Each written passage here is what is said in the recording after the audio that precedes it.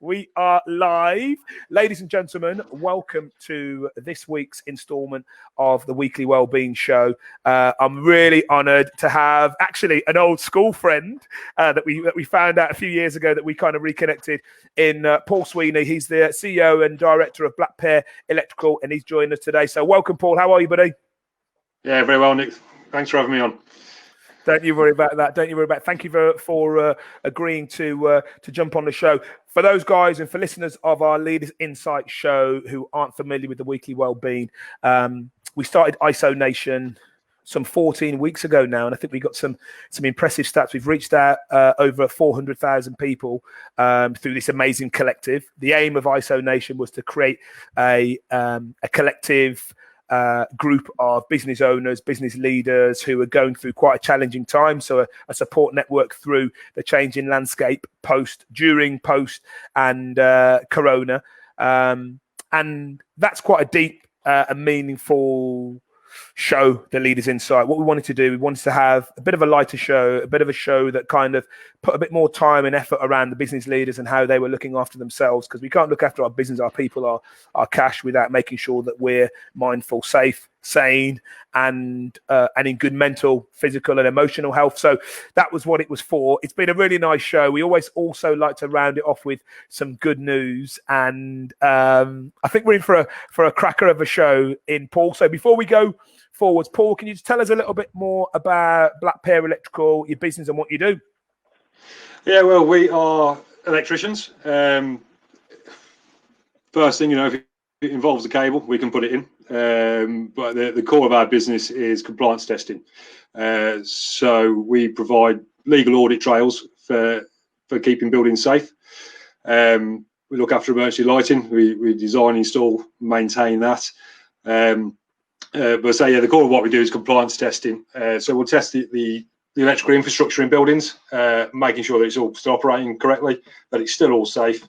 And the really important part is having the legal audit trail behind that, so business owners, responsible people can prove they're doing everything reasonably practical, is the phrase, to keep their building safe.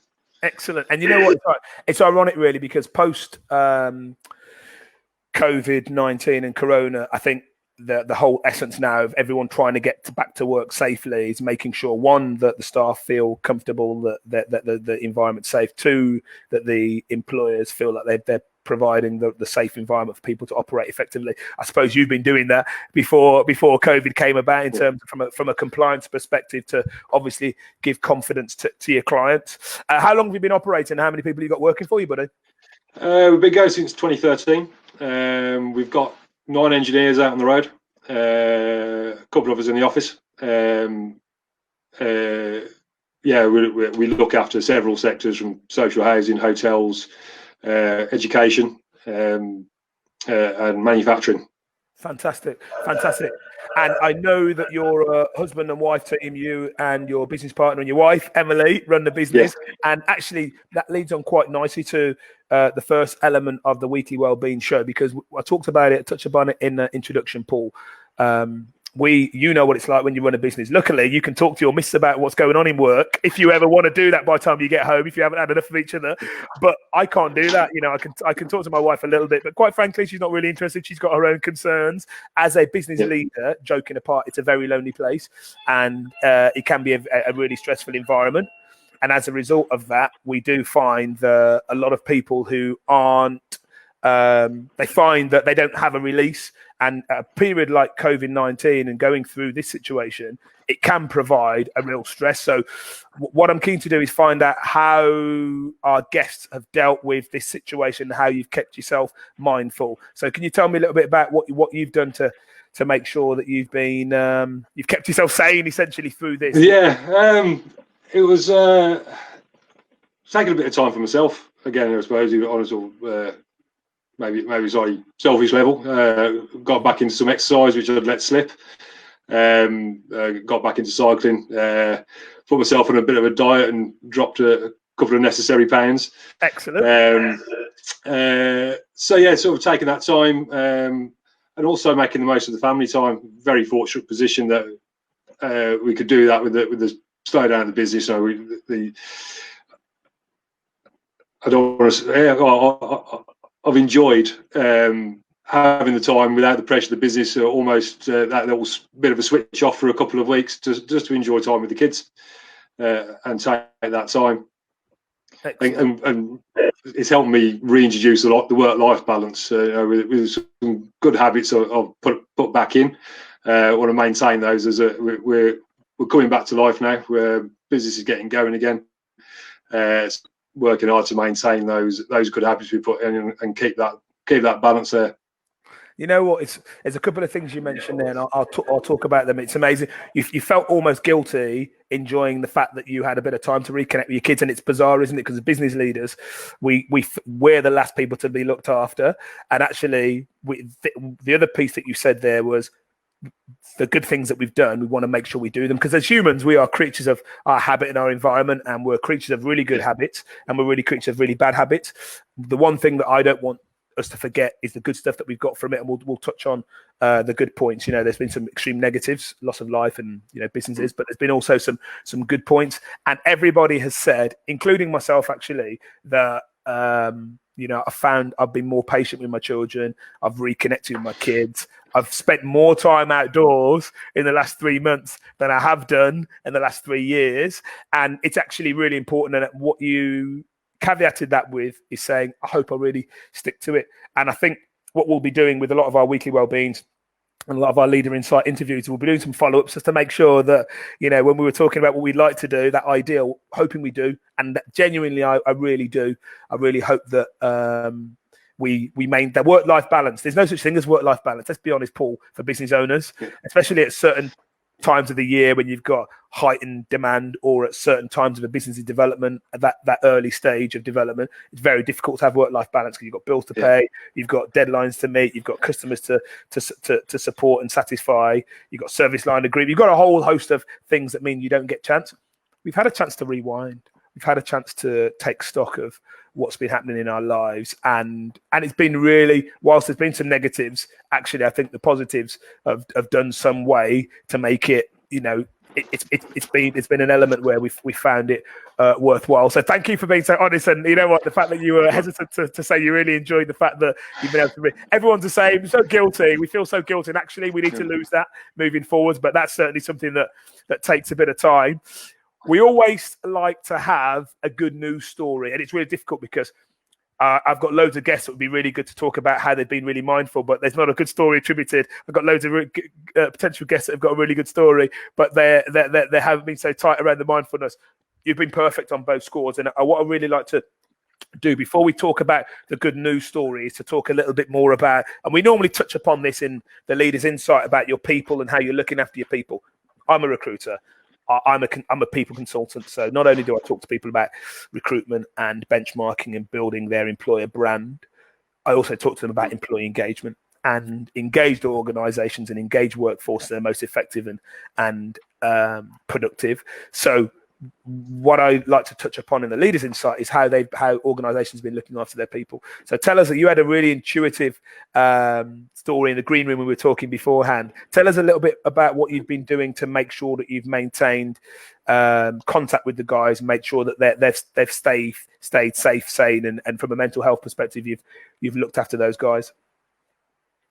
Yeah, it was just regular calls. Trying to do it weekly, sometimes a little bit out, but just for a general chat, let them know the shape of what's happening, the good news that's coming back into the business with where we're growing again. Been talking to them about we're going to need to diversify as we come out of this. So talking to them about training needs and how they can be involved and engaged in helping us rebuild. Has been the core of it, yeah. Okay, and then the app, you talked to me about the app. Talk to me a little bit about the app. Yeah, so we've been involved in the development of it's a digital health verification tool. Bit of a mouthful. That is a mouthful. But it is. It's essentially an app which will help our engineers get back into people's premises and buildings. It holds all your health data, and you can share that securely with whoever you want. If other people have the app, it can be shared with them. It will do things as simple as give you a great big green tick on your phone that you've had your COVID tests, you've not currently got any symptoms, and have all your digital health profile on, so people are confident that you can enter their premises. So we work in the social housing sector. We visit we can visit 100 properties a week. So we need to give those people confidence that we are safe to enter their buildings. So on the flip side of that, businesses will be able to use it to one, monitor their staff, make sure everybody in the building is okay, and any visitors that come in. And it will have a central place to manage all of that data. So we've been involved in some of the development of that. So and beta testing is happening on it next week, which again we're involved with. Our engineers will be using out on the road, and full launch is hoped within the very near future. If anyone wants to know about it, if you look at www.tested.me, there's a landing page there and a sign up and all the details you need. I love that. I love that, Paul. And you know what? Thanks for sharing that with us, because I think as we come through and we start creating safer work environments, not just for staff, but for people in the supply chain to come and assist, I think it's going to be really, really prevalent. So this leads us on to our good news story. Worcester Street Cafe have been operating within Worcester for a while now. Tell us a little bit about Worcester Street Cafe and your involvement. I know you and Emily, your wife, and Black Pear are involved in this. Tell us a little bit about Street Cafe, please, buddy. Street Cafe is an organisation run by volunteers who provide hot meals every day for the homeless around Worcester. So there's a couple of key people in there, Connie and Gemma, who do absolutely all the work. We're able to help out occasionally with cooking meals. We feeding around 80 people per night. That's gone up, and that has increased over the COVID lockdown. Before that, it was around 50 to 60. So seeing a significant increase in the number of service users.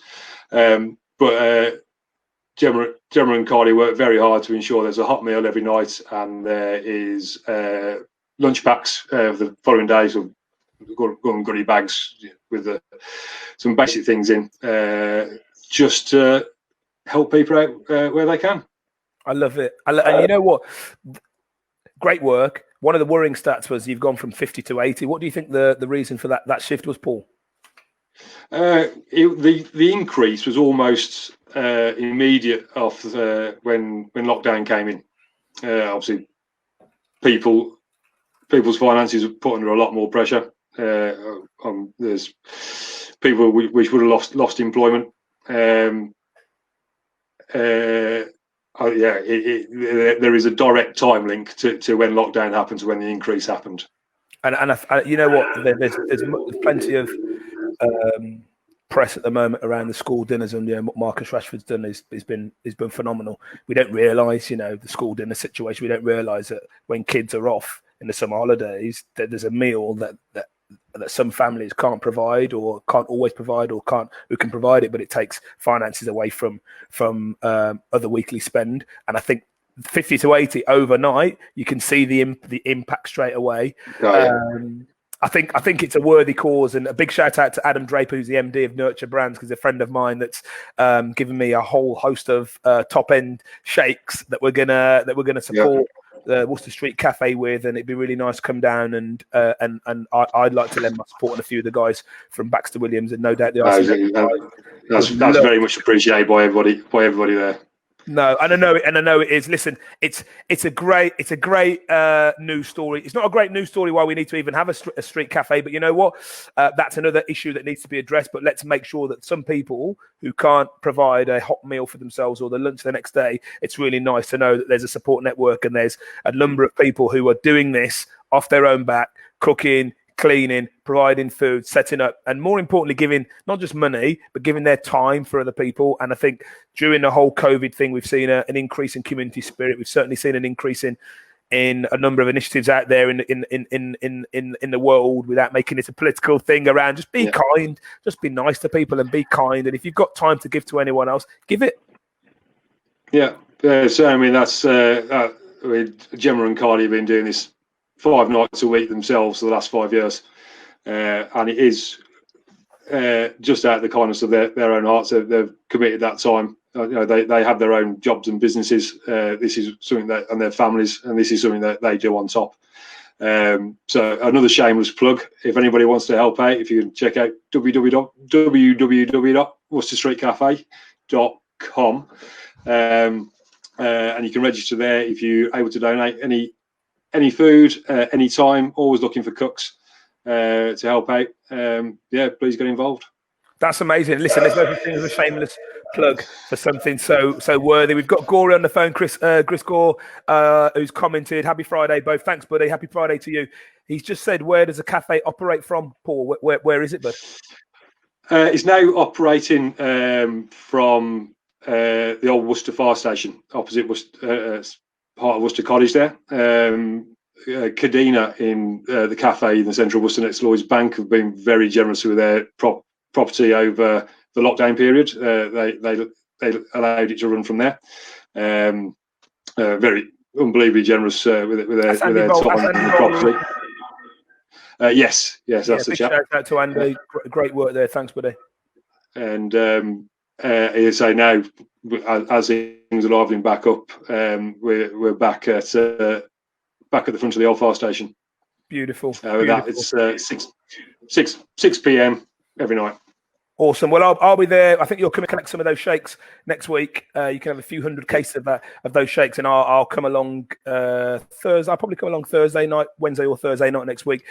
Before we round up, thank you, Paul. You've been an awesome guest. Before we round up, we always ask our guests the one good thing to come out of this. We don't like to negate the fact that there's been loss of life, there's been businesses going under and people losing their jobs, and that is simply terrible and life-changing. However, there are some benefits that have come from this. What's been the benefit from your perspective for you, Paul? I'm interested in it there, Nick. Perspective, regaining some work-life balance, regaining some good habits, and